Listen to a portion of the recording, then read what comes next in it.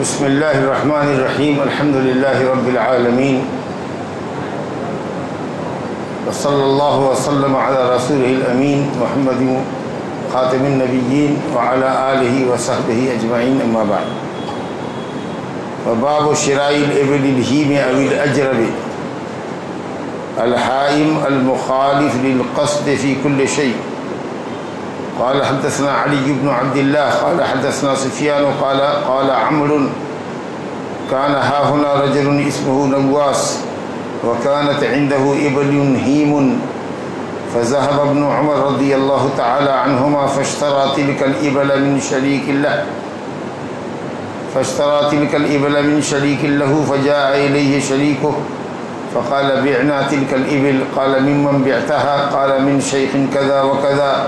فقال ويحك ذاك والله ابن عمر. فجاءه فقال إن الشريك باعك إبلا هيما ولم يعرفك. قال فاستقها. قال فلما ذهب يستاقها قال دعها رضينا بقضاء رسول الله صلى الله عليه وسلم لا عدوى. سمع سفيان عمرا. یہ حدیث جو ابھی پڑھی گئی آپ کے سامنے کتاب البیوع 36واں باب ہے. باب کا عنوان قائم کیا ہے عیب زدہ اونٹ کے بیچنے کا مسئلہ اور خریدنے کا مسئلہ. اونٹ کو لاحق ہونے والی بیماریوں میں ایک بیماری کا نام ہیام ہے. ہیام تو چشمی ہاسے، جس بیماری میں اونٹ کو پیاس بہت لگتی ہے اور جتنا بھی پیے وہ سیراب نہیں ہوتا، اس کی پیاس بجھتی نہیں، اور اس بیماری کے نتیجے میں اونٹ کو کھجلی بھی پیدا ہو جاتی ہے، چمڑا بھی اس کا خراب ہو جاتا ہے، اور یہ معدی بیماری ہے، پھٹنے والی بیماریوں میں سے. تو اگر کوئی شخص ایسا جانور خریدے اپنی مرضی سے یا بائے بتا دے جانور کے عیب کو کہ یہ عیب کھجلی زدہ ہے، یہ اونٹ کھجلی زدہ ہے، یا اس کے اندر پیاس کی بیماری ہے، کتنا بھی پانی پیے یہ سیراب نہیں ہوتا ہے، یا اس کے بدن کے اوپر القطرہ ملا ہے جس کی وجہ سے اس کے اندر خارش کی وجہ سے القطرہ ملتے ہیں، گرمی بہت ہوتی ہے القطرہ میں، اس کی وجہ سے پیاس زیادہ لگتی ہے، جو بھی عیب ہے بتا دیا مشتری کو، اور اگر وہ اس وجہ سے عیب سے راضی ہے تب تو ٹھیک ہے. بغیر بتائے ہوئے بیچ دیا، قیمت لے لیا، چلا گیا وہ آدمی، اور بعد کو اس کو عیب معلوم ہوا کہ اس اونٹ کے اندر یہ عیب ہے، تو اس کو اختیار ہے کہ وہ بے کو پلٹا دے اور اپنی قیمت واپس لے لے. یہی حدیث ہے. حائم اس شخص کو بھی کہتے ہیں عربی میں، حائم جو میانہ روی چھوڑ کر کے دائیں بائیں بھٹکتا ہوا ہو، غلط سمت میں چلنے والے آدمی کو کہتے ہیں. قرآن مجید میں بھی یہ لفظ آیا ہے فشاربون علیہ من الحمیم فشاربون شرب الہیم. گرم پانی جہنم میں پئیں گے اور اس پیاس سے اونٹ کے طریقے سے پئیں گے جس کی پیاس کبھی بجھتی نہیں ہے، اور ظاہر ہے کہ گرم پانی سے کب پیاس بجھتی ہے. تو قرآن مجید میں بھی یہ لفظ آیا ہے فشاربون شرب الہیم. تو ہیم اسی اونٹ کو کہتے ہیں جو بہت پیاسا ہوتا ہو اور اس کی پیاس بجھتی نہ، یہ عیب ہے اس کے اندر.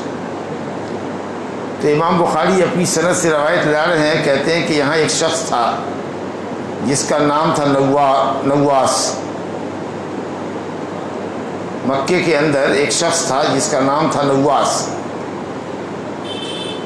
اور اس کے پاس ایک ابل ہیم تھا. جیسا ہیم کی تفصیل میں نے بتائی نا آپ کو، اس طرح کا پیاسا اونٹ رہتا تھا اس کا، یا کھجلی زدہ اونٹ تھا. تو ابن عمر گئے بازار خریدنے کے لیے. پہلے بھی یہ بات آ گئی ہے کہ شریف لوگ، بڑے لوگ، علم والے لوگ اگر بازار جائیں اپنی ضرورت کے لیے تو یہ مروت اور اخلاق کے خلاف نہیں ہے. تواضع کے لیے اگر جاتے ہیں تو، اور آدمی اپنی ضرورت خود بھی مہیا کر سکتا ہے بازار جا کر کے، یہ بات کل بھی آئی ہے. تو چنانچہ ابن عمر گئے اور انہوں نے نواس کے پارٹنر سے وہ اونٹ خرید لیا. دو پارٹنر مل کے تھے، نواس کہیں جا کر تھے، جو پارٹنر وہاں اونٹ کے پاس تھا اس نے بیچ دیا इस बूढ़े शख्स से, शेख से, अब्दुल्ला बिन उमर से। वो पहचानता नहीं था कि ये अब्दुल्ला बिन उमर सहाबी हैं, बुलंद पाया मर्तबत सहाबी हैं। जब कुछ देर के बाद नवास आए जो उस ऊँट में पार्टनर थे, तो पार्टनर ने खुशखबरी सुनाई कि मैंने ऊँट भेज दिया। वो जो ऐब ज़दा ऊँट था, हीम और हायम ऊँट, उसको मैंने बेच दिया। तो कहा कि किससे बेचा? तो कहा कि एक शेख आए थे, इस तरह के थे, हुलिया बताया, जिससे समझ गए नवास कि ये तो हज़रत अब्दुल्ला बिन उमर हो सकते हैं। चुनांचे उन्होंने कहा वैहक, वैहक तो कलमा तराहुम है, वैलक कलमा बुग़्ज़ है, नफ़रत है, तेरी खराबी हो, वैहक अल्लाह तुझ पर रहम करे बेवकूफ़। कहीं ना कहीं इसमें भी इशारा है कि तुमने बेवकूफ़ी का क्या हिमाकत करे तुम, अल्लाह तुमको हिदायत दे, हिलाकत में पड़ गए तुम। एक ऐसे अच्छे आदमी को ठग दिया तुमने। इतने बड़े आदमी थे, वो आलिम थे, सहाबी थे। ज़ाका वल्लाही इब्न उमर, वो तो कसम अल्लाह की इब्न उमर थे। तो आदमी गुमाने गालिब के ऊपर कसम खा सकता है, और अगर कसम गलत हो जाए तो कोई कफ़ारा नहीं है। हो सकता है कि कोई दूसरे सहाबी रहे हों, लेकिन जो हुलिया बताया उस हुलिया से समझ गए कि वो अब्दुल्ला बिन उमर है। कहा वल्लाही इब्न उमर है। अगर वो इब्न उमर नहीं भी है तो भी अगर गालिब गुमान के ऊपर कसम खाए तो इंशाअल्लाह कसम का कफ़ारा नहीं लगता। फ़जाहु, नवास आए हज़रत अब्दुल्ला बिन उमर से मिले और कहा कि माफ़ कीजिएगा, मादरत खाना अंदाज़ है, मेरे शरीक ने, मेरे पार्टनर ने आपसे एक ऊँट बेचा है। वो ऊँट हीम है, हायम ऊँट है, वो बड़ा प्यासा होता है, प्यास उसकी कभी बुझती ही नहीं है। वलम यारिफ का, उन्होंने आपको पहचाना नहीं, इसलिए वो ऊँट आपको दे दिया। तो हज़रत अब्दुल्ला ने कहा कि फस्तखा, ले जाओ वापस, अपना ऊँट हका करके वापस ले जाओ, बधा हुआ ले जाओ, मेरा पैसा दो। फलम्मा ज़हब यस्ताक़ुहा, जब नवास गए उस ऊँट को खोल करके हका कर अपने वापस लेने के लिए, तो हज़रत उमर रज़ी अल्लाह अन्हु, इब्न उमर रज़ी अल्लाह ने कहा दाहा, छोड़ो छोड़ो, अब ले लिया है तो छोड़ो, अब मैं इस ऐब पर राज़ी हूँ। रज़ीना बिक़ज़ाए रसूलिल्लाह सल्लल्लाहु अलैहि वसल्लम, रसूलुल्लाह सल्लल्लाहु अलैहि वसल्लम के फ़ैसले पर मैं राज़ी हूँ कि आपने फरमाया है ला अदवा, बीमारी पड़ती नहीं, हम उसका इलाज करा लेंगे। समझा ना? तो बीमारी पड़ती है या नहीं पड़ती है, लेकिन बीमारी पड़ती है अल्लाह की इज़्न से। जब तक अल्लाह का हुक्म ना हो उस वक्त तक नहीं पड़ती, लेकिन बीमारी पड़ती है। बाद बीमारियाँ होती हैं जिसमें वायरस होते हैं, एक जगह से दूसरी जगह जाते हैं, मुंतकिल होते हैं, थूक के ज़रिए या नाक की रेजिश के ज़रिए या हवाओं के ज़रिए। लेकिन अल्लाह रब्बुल आलमीन चाहे तो उस बीमारी को आपसे फेर दे और किसी को उस बीमारी में मुब्तला कर दे। तो जब तक अल्लाह की मशीयत कौनिया ना हो, तकदीर में लिखा ना हो, उस वक्त तक अल्लाह ताला ने जब तक लिखा नहीं होगा वो बीमारी नहीं होगी। अभी कितने लोगों को कोरोना हुआ, सही में या गलत में तो हम नहीं जानते हैं, कई तरह के नज़रियात हैं इस सिलसिले में, लेकिन कुछ लोगों को हुआ, कुछ को नहीं हुआ। लाखों मरे तो करोड़ों भी हैं माशाअल्लाह जिंदा। समझा ना? एक ही घड़ी में कुछ एक आदमी दो आदमी मुतासिर हुआ, बाकी आदमी बचे रहे। इन्फ्लुएंजा होता है तो घर में कुछ लोग उससे मुतासिर होते हैं, कुछ लोग महफूज रहते हैं, तो ऐसा है। बहरहाल तो इन्होंने कहा कि चलो ठीक है, मैंने ऊँट को कबूल कर लिया। तो इससे मालूम ये हुआ कि ऐबदार ऊँट नहीं बेचना चाहिए, और बाई अगर बेचता है तो उस सामान का ऐब बता दे, और मुश्तरी अगर उससे राज़ी होकर के ख़रीदता है तो उसको पलटाने का इख्तियार नहीं है। लेकिन अगर तुमने बै करते वक्त ऐब को छुपा दिया और बाद में मुश्तरी उस ऐब पर मुब्तला हुआ तो उसको ख़ियार ऐब हासिल होगा, वो सामान तुमको वापस करके पूरी कीमत दे जाए।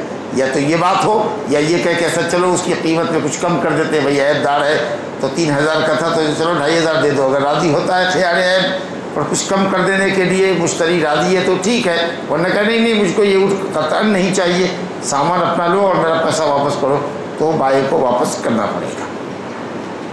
चलिए जनाब, ये इस हदीस का मफ़हूम होगा जो आपने पढ़ा। दूसरा बाब है बाब बई सिलाह फिल फितनत वगैरहा व करिह इमरान इब्न हुसैन बैअहु फिल फितना।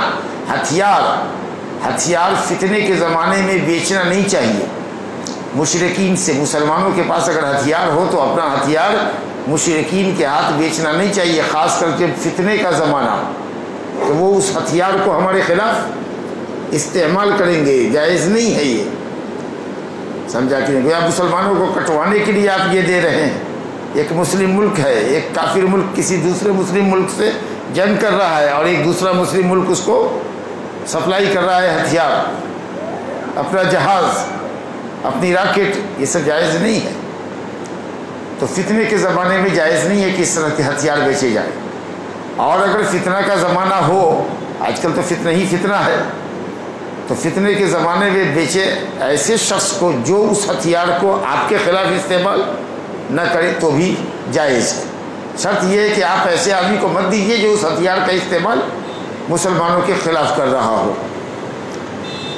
چنانچہ اس باب میں عمران بن حسین رضی اللہ عنہ کا قول ذکر کیا امام بخاری نے کہ وہ فتنے کے زمانے میں، لڑائی کے زمانے میں ہتھیاروں کا بیچنا جائز نہیں سمجھتے تھے، خاص کے ایسے شخص کے ہاتھ جو اس کا مسلمانوں کے خلاف استعمال کرتا ہو۔ قال حدثنا عبد الله بن مسلمة عن مالك عن يحيى بن سعيد عن عمر بن كثير بن أفلح عن أبي محمد مولى أبي قتادة عن أبي قتادة رضي الله عنه قال خرجنا مع رسول الله صلى الله عليه وسلم عام هنين فبعت الدرع فابتعت به مخرفا في بني سلمة فإنه لأول مال تأثلته في الإسلام۔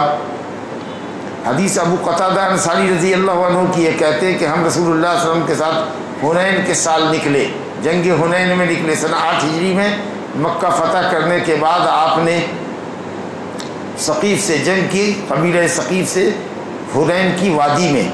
شروع میں تو مسلمان ہار گئے، پاؤں ان کے اکھڑ گئے، میدان جنگ سے بھاگے، نبی صلی اللہ علیہ وسلم چند صحابہ کے ساتھ ڈٹے رہے اور مسلسل دشمنوں کے غول کی طرف بڑھتے رہے۔ پھر حضرت عباس بن عبد المطلب نے ان کو آواز لگائی، یا اصحاب السمرہ، اے صلح حدیبیہ والو، بیل کے پیڑ کے نیچے نبی کے ہاتھ پر مرنے مارنے کی قسم کھانے والو، دوڑو، اللہ کا نبی میدان میں کھڑا ہے اور تم سب بھاگ کھڑے ہوئے۔ جہیر الصوت دور تک ان کی آواز گئی، پھر لوگ نادم ہوئے پلٹے۔ یہ جو شکست ہوئی تھی وہ عجب اور کبر کے نتیجے میں، کیونکہ ان کو یہ غرور آ گیا تھا کہ ہم زیادہ بڑی تعداد میں ہیں، اس لیے جلدی جنگ فتح کر لیں گے۔ تو کبر، کثرت کے غرور نے ان کو یہ دن دکھایا۔ پھر جب اپنی ندامت کا احساس ہوا اور آواز لگائی گئی تو پھر صحابہ کرام لوٹ کر کے آئے، خاص کر جو نئے نئے سب لوگ مسلمان ہوئے تھے، مکہ جو فتح ہوا تھا اس میں کہ یہ 2000 لوگ تھے نا، ان میں بھگدڑ مچ گئی تھی، اور اس کے نتیجے میں جب بھگدڑ مچتی ہے تو کمزوروں کے ساتھ بڑے بھی بھاگ کھڑے ہوتے ہیں، لیکن نبی صلی اللہ علیہ وسلم مسلسل جنگ میں ٹکے رہے۔ پھر اس کے بعد لڑے پامردی کے ساتھ، اللہ نے فرشتوں کے ذریعے مدد فرمائی، فتح مبین نصیب ہوئی، اور مسلمانوں کو اتنی بڑی غنیمت نصیب ہوئی کہ نبی صلی اللہ علیہ وسلم کی زندگی میں اتنی بڑی غنیمت کبھی کہیں نہیں ملی تھی، غزوہ حنین۔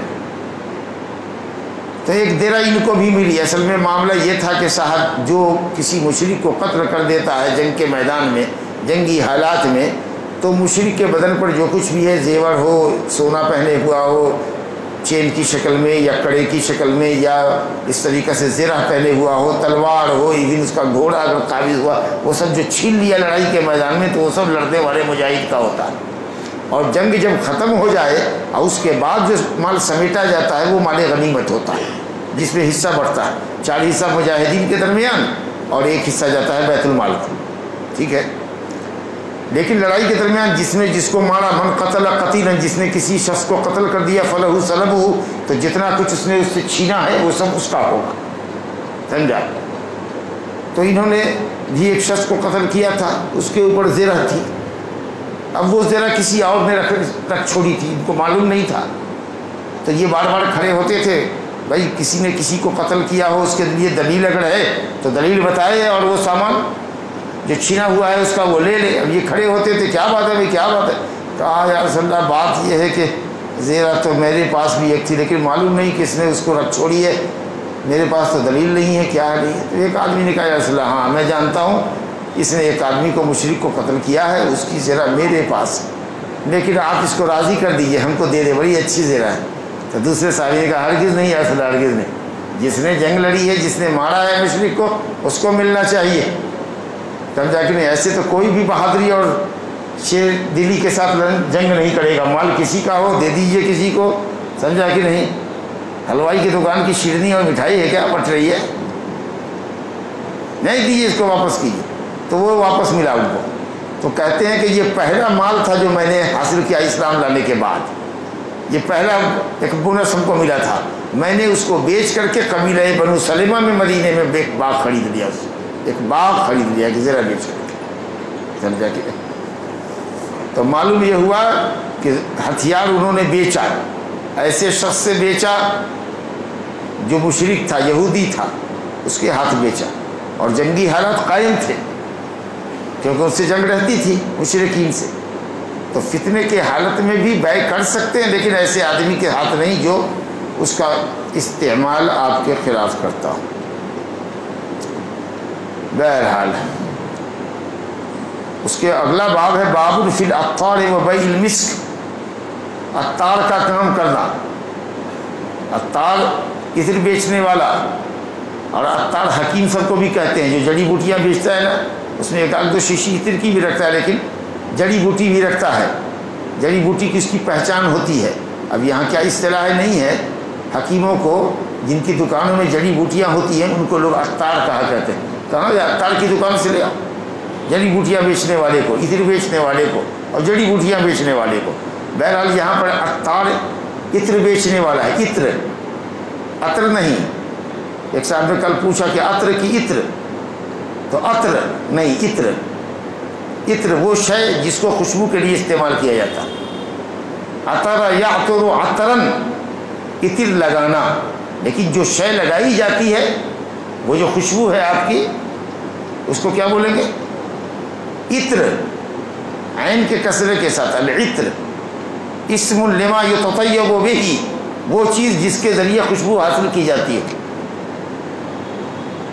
اور عطرن خوشبو لگانا مصدر ہوگا، اور عطر بولے تو وہ سامان، وہ خوشبو جو لگائی جاتی ہے۔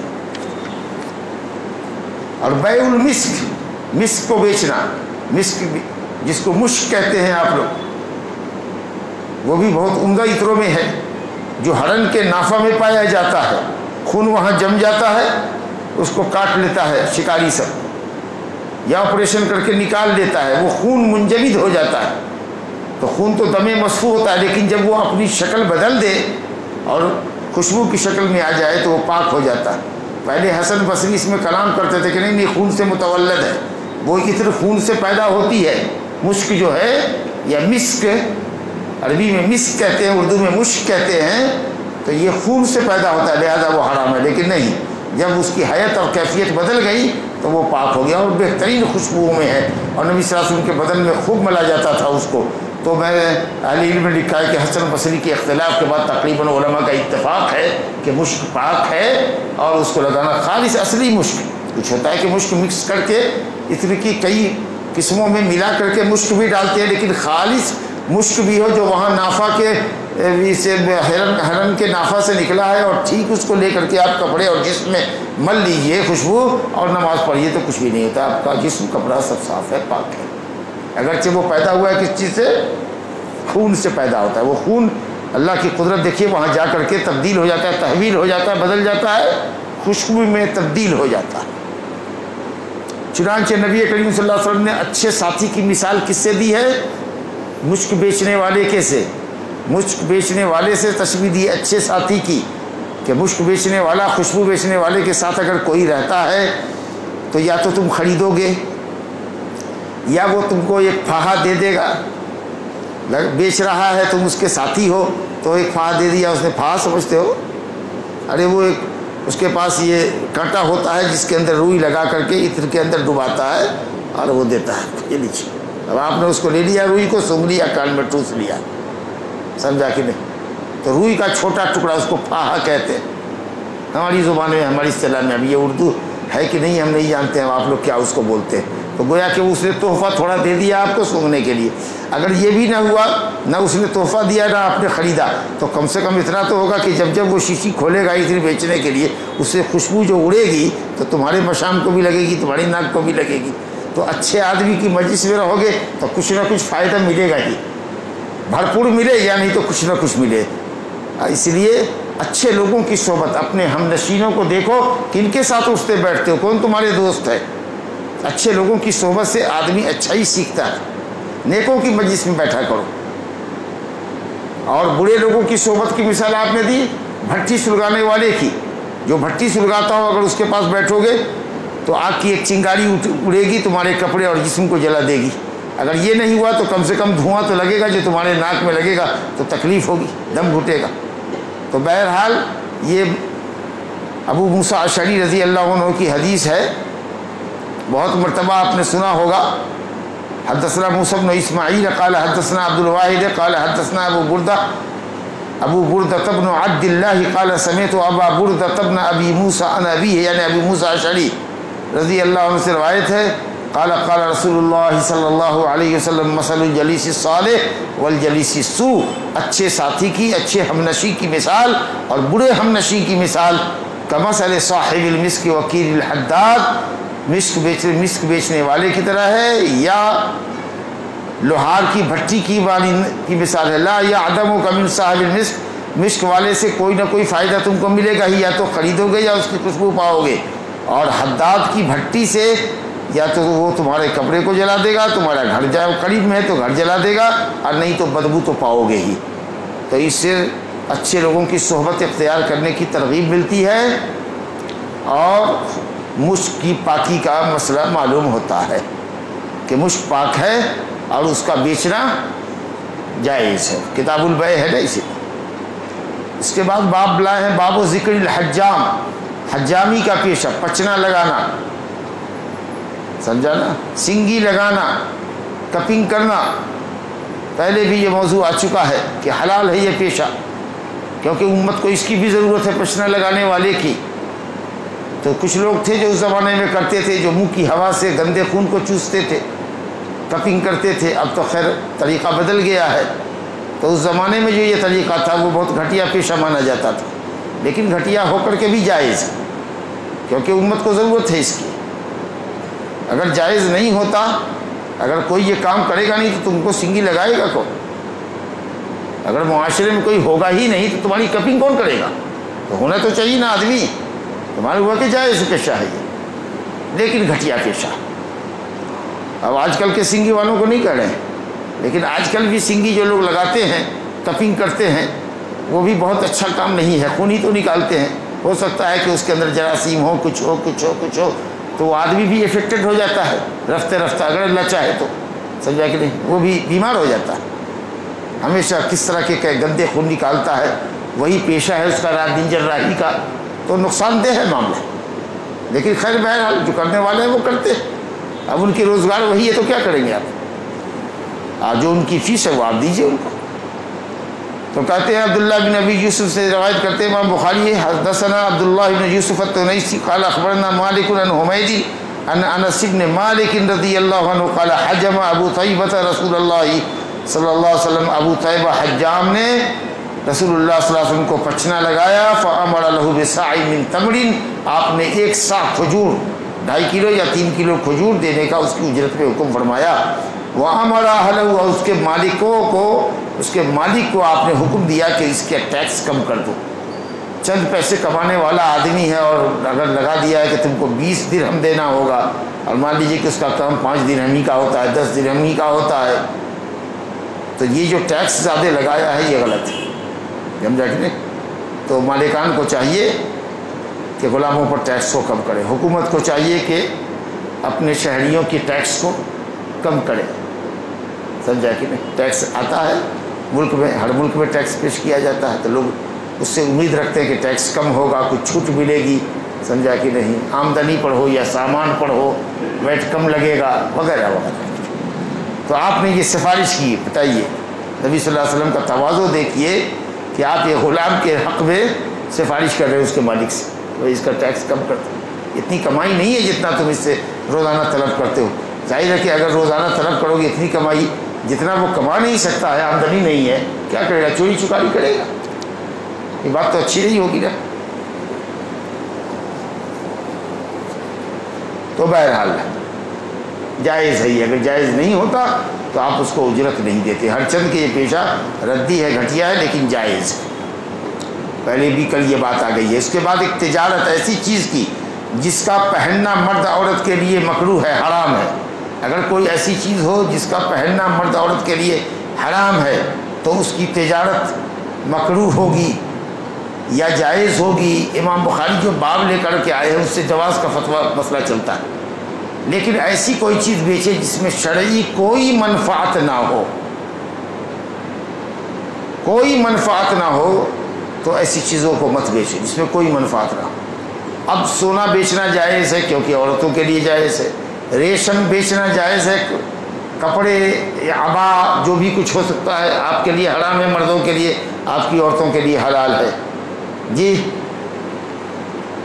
اللہ یہ کہ کوئی آپ کو عبا دے، گفٹ کرے ریشم کی، کوئی سونا کی انگوٹھی گفٹ کرے آپ کو، سونے کا میڈل آپ کو گفٹ کرے تو آپ اس گفٹ کو لے سکتے ہیں پاکٹ میں رکھنے کے لیے، پہننے کے لیے نہیں، پہننے کے لیے نہیں. گفٹ لے لیجئے، گھر والی کو پہنا دیجئے. گھر والی میں ماں بھی ہے، بہن بھی ہے، بیوی بھی ہے، جس کو ہے گھر کے عورتوں کو پہنا دیجیے. نہیں ہے تو مالیت ہے آپ کے پاس، جب چاہیے گا اس کو بیچ لیجیے گا اور اس سے قیمت لے لیجیے گا. ریشم کا قیمتی حلہ کسی نے دیا ہے، اس کو بازار میں بیچ کے آپ کمائی کیجیے. یا کوئی غیر مسلم آپ کا دوست ہے، رشتہ دار ہے جی، ریورٹ آدمی ہیں اور آپ کے باپ چچا لوگ ہیں ابھی کافر، تو آپ ان کو تحفہ دے سکتے ہیں کیونکہ ان کے لیے تو حکم نہیں ہے. تو بہرحال ایسی چیز بیچنا جائز نہیں ہے جس میں کوئی منفعت نہ ہو. آپ جی کو جگائیے، جس میں کوئی منفعت نہ ہو وہ چیز بیچنا جائز نہیں ہے. لیکن جس میں منفعت ہے ہماری یا ہماری بیوی کی، چلو ہم دونوں میں سے کسی کی بھی منفعت نہیں ہے، لیکن گھر کی قالین بن سکتی ہے، تکیہ بن سکتا ہے، پردہ بن سکتا ہے، تصویر ہے اس میں جاندار کی. ایسے کپڑے ہیں جس میں ہاتھی گھوڑے کی تصویر بنی ہوئی، لے لو، تکیہ بنا دو گے، چادر بنا دو گے، پاؤں پوچھنے والا بنا دو گے، پیر پوچھنے والا پاپوش ہوتا ہے نا، ہاں اس کے اندر گھوڑے کی تصویر ہے، ہاتھی کی تصویر ہے. ارے کئی کو لیتے بھائی، فوٹو ہے اس میں، نہیں لے لو، لے سکتے ہو. پاؤں پوچھنا ہے، اس کی کون سی تکڑی ہو رہی ہے، پاؤں ہی تو نہ کر رہے اس تو ہی نہیں تو ہو رہی ہے اس فوٹو کی، ہم جا کے نہیں. تو نبی کریم صلی اللہ علیہ وسلم کے گھر میں ایک پردہ لٹکا ہوا تھا، اس میں تصویر تھی جاندار کی. آپ کے چہرے پر غضب کا اثر دیکھا گیا، کہا یہ پردہ، اس کے اوپر تصویر. پھر حضرت عائشہ رضی اللہ عنہ نے اس کو پھاڑ دیا اور آپ کے لیے تکیہ بنا دیا جس پر آپ ٹیک لگاتے تھے. تکیے پر آدمی سر بھی رکھتا ہے، تکیے پر آدمی بیٹھتا بھی ہے. نبی صلی اللہ علیہ وسلم کبھی کبھی تشریف لے جاتے کسی کے یہاں تو تکیہ آپ کے سامنے رکھ دیا جاتا بیٹھنے کے. چلیے صاحب دیکھیے حدیث دیکھیے. قال حدثنا آدم روى البخاری بإسناده عن عبد الله بن عمر عن سالم بن عبد الله بن عمر عن أبيه عبداللہ بن عمر سے روایت ہے. قال ارسل النبی صلی اللہ علیہ وسلم الى عمر رضی اللہ عنہ بحلة سری حریر او سیرا. نبی صلی اللہ علیہ وسلم نے حضرت عمر کو ایک ریشمی حلہ یا سیرا حلہ دیکھا، وہ بھی ریشمی ہی ہے، عمدہ قیمتی بیجا. دو لفظ حریر ہے یا سیرا ہے، دونوں ریشم ہی کی قسمیں ہیں، الگ الگ کوالٹی ہو سکتی ہے. تو ایک ریشمی حلہ بیچا. حلہ بولو تو اوپر سے نیچے تک دو کپڑا جوڑ کر کے اوپر سے لے کر نیچے تک بناتے، اوپر کا بھی حصہ اور نیچے کا بھی حصہ اس کے اندر ہوتا ہے، جس میں دو کپڑا جوڑ کے سلا جائے. تو فرآہا علیہا، دیکھا کہ حضرت عمر نے اس کو پہن لیا ہے. کہا ارے نہیں نہیں نہیں، انی لم ارسل بہا الیک لتلبسھا، میں نے آپ کے پاس اس لیے نہیں بھیجا تھا کہ آپ اس کو پہن لیجیے، یہ تو حرام ہے. انما یلبسھا من لا خلاق، یہ تو وہ پہنتا ہے جس کا آخرت میں کوئی حصہ نہیں. سخت گناہ کبیرہ ہے، جس کا آخرت میں کوئی حصہ نہیں ہوگا وہ تو کافر ہے. لیکن یہ بات آپ نے وعید کے لیے بتائی ہے، گناہ کبیرہ ہے. اللہ یہ کہ کوئی ریشم کو، سونے کو مرد حلال سمجھ کر کے پہنتا ہے تب تو وہ مرتد ہوگا، اسلام سے خارج ہوگا. اسلام کی کسی واضح بات کا انکار کر دینے والا تو مشرک ہے، دائرہ اسلام سے خارج ہے، مرتد، پھر گیا اسلام سے. بہرحال وعید کے لیے بتایا، اور اگر حرام سمجھ کے پہنے ہوا ہے تب گناہ کبیرہ ہے. آپ نے فرمایا کہ انما بعثت الیک لتستمع بها یعنی تبیعها، میں نے اس لیے بھیج دیا تھا کہ تاکہ آپ اس سے فائدہ اٹھائیں، یعنی آپ اس کو بیع کر دیں، بیچ دیں اور قیمت حاصل کر کے فائدہ اٹھائیں. اور ایک واقعہ اس سلسلے کے اندر یہ بھی ہے کہ نبی صلی اللہ علیہ وسلم نے جب دیا ان کو تو انہوں نے کہا کہ یا رسول اللہ، میں نے تو فلاں موقع پر آپ سے کہا تھا، مسجد نبی کے دروازے پر حلہ عطارد بک رہا تھا، بڑا عمدہ حلہ، تو میں نے کہا تھا کہ آپ اس کو لے لیجیے، جمعہ میں پہنیے گا، عید میں پہنیے گا. باہر کے ملکوں سے جو وفود آتے ہیں، باہر کے قبیلوں کے جو نمائندے آتے ہیں، آپ ان کا استقبال کیجیے گا، ڈیلیگیٹس کا، بڑا خوبصورت ہنڈا ہے۔ تو آپ نے کہا کہ انما یلبس ہذی من لا خلاق له فی الاخرہ، یہ تو وہ پہنتا ہے جس کا آخرت میں کوئی حصہ نہیں، یہ تو کافروں کا شیوا ہے، اور آج آپ نے وہ ہلا میرے کو پیش دیا ہے۔ تو آپ نے کہا میں نے دیا ہے، پہننے کے لیے نہیں دیا۔ تو حضرت عمر نے اپنے ماں جائی بھائی، ماں شریک بھائی کو جو مکے میں مشرک تھا اس کو بھجوا دیا گفٹ میں۔ دوسری حدیث یہاں پر ہے، حدثنا قال حدثنا عبداللہ بن یوسف قال اخبرنا مالک النافع عن القاسم بن محمد ان عائشہ ام المؤمنین رضی اللہ عنہا انہا اخبرته، عائشہ ام المؤمنین رضی اللہ عنہا نے قاسم ابن محمد کو، اپنے بھائی کے بیٹے کو، بھتیجے کو یہ بات کہی کہ دیکھو میاں، ہم نے ایک پردہ خریدا تھا جس میں تصاویر تھی، جب رسول اللہ صلی اللہ علیہ وسلم نے دیکھا تو دروازے پہ کھڑے ہو گئے، گھر میں داخل نہیں ہوئے، ناپسندیدگی صاف آپ کے چہرے سے ظاہر تھی۔ میں نے کہا یا رسول اللہ، میں اللہ کی طرف رجوع ہوتی ہوں گناہ کیا ہے تو، اور اگر کوئی آپ کی شان میں گستاخی ہوئی ہے تو میں آپ سے معافی چاہتی ہوں، سمجھ گئے نا؟ اتوب الی اللہ و الی الرسول، توبہ تو صرف اللہ سے کرنی ہے، توبہ عبادت ہے، تو وہ توبہ جس میں گناہ کی معافی ہے وہ تو نبی صلی اللہ علیہ وسلم سے ہی، اللہ تعالیٰ سے ہوگی، نبی سے نہیں ہوگی، ورنہ شرک ہوگا۔ اور توبہ کا مطلب کہ اگر آپ کی شان میں کوئی گستاخی ہوئی ہے، کوئی ایسی حرکت ہوئی ہے جس سے آپ ناراض ہو گئے، تو میں آپ سے ایکسکیوز کر رہی ہوں، سمجھا؟ ماں ذنب، تو میرا گناہ کیا ہے، میری غلطی کیا ہے؟ آپ اتنے ناراض ہو گئے، دروازے پہ کھڑے ہو گئے، داخل نہیں ہوئے۔ کہا ماں بالو حاضر نہ بڑے خا، یہ جو پردہ لٹکا ہوا ہے اس کا کیا حال ہے، کیا قصہ ہے اس کا، یہ کیوں لٹکایا گیا ہے؟ حضرت عائشہ رضی اللہ عنہ نے کہا یا رسول اللہ اشتریت تو، حالانکہ میں نے آپ ہی کے لیے تو خریدا ہے کہ آپ اس کو دیکھیں گے اپنے کمرے میں لٹکا ہوا تو آپ کو خوشی ہوگی، مسرت ہوگی، جی لتقعدوا علیہ وتوسطها، یا یہ جو غالیچہ میں نے خریدا ہے نمرو کا غالیچہ مان کے چلو، تو اس پر آپ بیٹھیں، اس پر تکیہ بنائیں اس کو۔ کہا نہیں نہیں، اس میں جو پردے، یہ اس پردے میں یا اس گاؤں تکیہ میں جو تصویریں ہیں، قیامت کے دن تصویر بنانے والوں کو ان تصویروں کے سبب عذاب دیا جائے گا، اور کہا جائے گا کہ جو بھی تم نے پیدا کیا ہے، یعنی جو بھی تم نے ڈیزائن کیا ہے، جو بھی اس پہ تصویر بنائی ہے، اس کو زندہ کرو، اور ظاہر ہے کہ وہ زندہ نہیں کر پائے گا تو اس کو سخت عذاب ہوگا۔ اور فرمایا کہ جس گھر میں تصویریں ہوتی ہیں اس گھر میں فرشتے داخل نہیں ہوتے ہیں، تو چاہے وہ پردے پر تصویر ہو یا آپ کے کیلنڈر میں ہو، خوب اچھی سی تصویر لگا کر کے رکھے ہوئے ہو، سمجھا کہ نہیں؟ باپ مر گیا ہے تو اس کی تصویر لگا کے رکھے ہوئے ہیں، سمجھا کہ نہیں؟ شادی کی یادگار تصویر بیوی کے ساتھ لگا کے رکھے ہوئے ہیں، کبھی کبھی ڈرائنگ روم میں بھی رکھے ہوئے ہوتے ہیں، لوگ جاتا ہے تو دیکھ رہا ہے، سمجھا کہ نہیں؟ کیا کیا صورتحال بن گئی ہے، لا الہ الا اللہ۔ تو فرمایا کہ فرشتے ایسے گھروں میں داخل نہیں ہوتے جہاں تصویریں نصب ہوں یا تصویریں آویزاں ہوں، تصویریں لٹکائی گئی ہو، رحمت کے فرشتے داخل نہیں ہوتے۔ تو یہ جو فوٹو والا کپڑا تھا یہ نہ مرد کے لیے ہے نا عورت کے لیے، یہ ہے امام بخاری کا فتویٰ کہ وہ چیز جس کا پہننا مرد عورت دونوں کے لیے مکروہ ہو، کیا بیچ سکتے ہیں؟ بیچ سکتے ہیں، تکیہ بنانے کے لیے بیچ سکتے ہیں، پاپوش بنانے کے لیے بیچ سکتے ہیں، گدا سلوانے کے لیے روئی ڈال کے گدا سلواتے ہیں نا، اور اس کو بستر پر بچھا دیا، سو رہے اس پر، لا باس ولا حرج۔ اس کے بعد ایک باب ہے، 41واں باب صاحب السلعۃ احق بالصوم، سامان والا بھاؤ بٹا کرنے کا زیادہ حقدار ہے۔ عجیب صورتحال ہوتی ہے، کبھی کبھی اگر بازار میں جائیے تو بیچنے والے سے کہیے گا بھائی کتنے میں یہ سامان بیچتے ہو، تو وہ کہتا ہے آپ ہی دام لگا دیجئے، جو دام آپ کہیے گا دے دیں گے، اور ہم کو کوئی تجربہ نہیں ہے کہ اس کا کیا لگائے، سمجھا کہ نہیں؟ اب ہم سوچ رہے ہیں 10 روپیہ لگاوے کہ 100 روپیہ لگاوے، سمجھ میں بات نہیں آ رہی ہے۔ ارے بھائی تم ہی دام بولو، ارے نہیں مولانا صاحب آپ جو کہیے گا ہم دے دیں گے، اب مجھے اندازہ نہیں رہا، اب میں نے کہہ دیا 100 روپیہ، اچھا ٹھیک ہے لائیے۔ اب بات کو معلوم ہوا کہ ارے نہیں صاحب وہ تو 20 روپے کی چیز تھی، آپ اس کی چمک پر لٹ گئے، کٹ گئے آپ۔ عجیب صورتحال ہوتی ہے بھائی، سمجھا؟ تو جس کا سامان ہے وہ بھاؤ بتائے، بھائی بولو کتنے میں بیچو گے، اس کے بعد تول مول ہو، بھاؤ بٹا ہو، بھائی اتنا نہیں دیتا، اتنا نہیں، اتنا نہیں، اتنا، ٹھیک ہے۔ لیکن کبھی کبھی وہ بہت پریشان کرتے، کہتے آپ ہی بول دیجئے، سمجھا کہ نہیں؟ تو ہم کہتے ہیں کہ چلو 1 روپیہ میں دے دوں، ارے مجھے صاحب ایسا تھوڑی ہے، 1 روپے میں کوئی سامان آج کل بکتا ہے کیا؟ فقیرہ بھی نہیں دیتے 1 روپیہ، آپ 1 روپے میں بولے اس کا دام. ارے بھائی تو آپ نے کہا تم ہی جو دام لگا دو تو ہم تو 1 روپیہ بول رہے ہیں دے دو. تو نہیں ایسا نہیں ہے. نہیں، اصولی بات یہ ہے کہ جس کا سامان ہے وہ دام بولے گا. لیکن ہاں اگر آپ بھی کسی کو کہہ دیجئے کہ یہ جو چشمہ آپ نے پہن رکھا ہے 100 روپے میں دیجیے گا ہم کو، تو کہے گا نہیں 100 روپے میں نہیں دے سکتا، 150 میں دوں گا. سمجھا کہ تو آپ ایسی بھی قیمت بتا سکتے ہو. جائز ہے، کوئی واجب نہیں ہے کہ وہی بھاؤ بولے. آپ بھی کہہ سکتے ہیں یہ سامان 100 روپے میں دیجیے گا، تو آپ ایسا کر سکتے ہیں. لیکن وہ بنیادی طور پر بھاؤ کرنے کا حق صاحب سامان کو.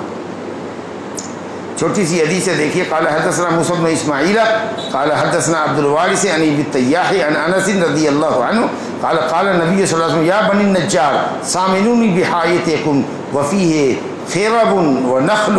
نبی صلی اللہ علیہ وسلم جب مدینہ تشریف لائے اور بنو النجار کے قبیلے میں آپ حضرت ابو ایوب انصاری کے پاس ٹھہرے کہ اونٹنی جو اللہ کے حکم کی معمور تھی وہ جو بیٹھی ان کے صحن میں، تو آپ نے وہی قیام پسند فرمایا. اور تھوڑے آرام کے بعد آپ نے کہا کہ یہ باغ کس کا ہے جو سامنے ہے کھجور کا، جس میں گڑھے تھے اور جس کے اندر قبریں تھیں مشرکین کی اور پیڑ تھے کھجور کے، میں یہاں مسجد بنانا چاہتا ہوں. تو بتایا گیا کہ اس قبیلے کے 2 یتیم بچوں کی.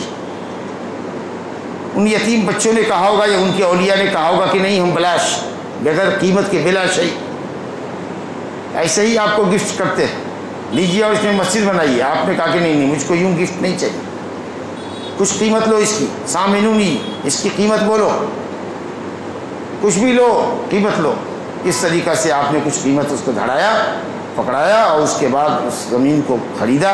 پھر وہاں سے جو گڈھے تھے اس کو بھرا گیا، جو قبریں تھیں مشرکین کی وہ سب اکھیڑی گئی اور ہڈیوں کو ایک کنارے میں کسی گڑھے میں ڈلوا دیا. بیچ میں جو درخت حارج ہو رہے تھے تعمیر میں ان کو کٹوا دیا.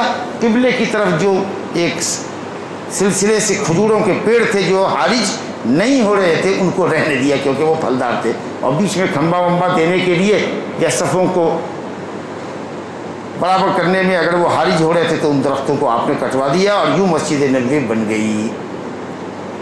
تو نبی صلی اللہ علیہ وسلم نے یہ تو مطالبہ کیا کہ بھاؤ بولو، بھائی بولو بھاؤ، لیکن قیمت انہوں نے ہی بیان کی.